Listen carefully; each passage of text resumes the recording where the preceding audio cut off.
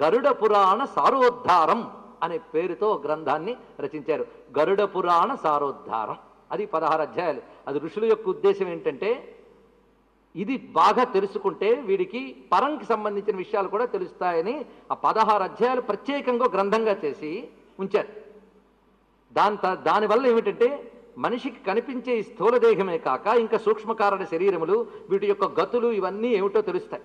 దీనికి ముందు ఏం చెప్తాడంటే, ఉత్తమ జీవుడు ముక్తి పొందేటప్పుడు ఎలా వెళతాడు, భక్తుడైన వాడు దివ్యలోకాలకు ఎలా వెళతాడు, ఇవి చెప్తూ నరకాది లోకాలకు ఎలా వెళతారు, జీవుడి గమనం ఎలా ఉంటుందో చెప్తూ చెప్పిన సందర్భంలో ఇచ్చే ఇలాంటి సందర్భం ప్రతి పురాణంలో వస్తుంది. జాగ్రత్తగా తెలుసుకోండి అమ్మా.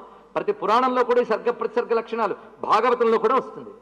భాగవతంలో కూడాను అనేక లోకములు వర్ణన చేస్తూ జీవుడి శరీర పతనానంతరం నరకాది లోకాలకు వెళ్ళడం, అక్కడున్న 21 భాగవతంలో ఎలా వర్ణించారు, గరుడ పురాణంలో ఎలా వర్ణించారు, విష్ణు పురాణంలో అలాగే వర్ణించారు.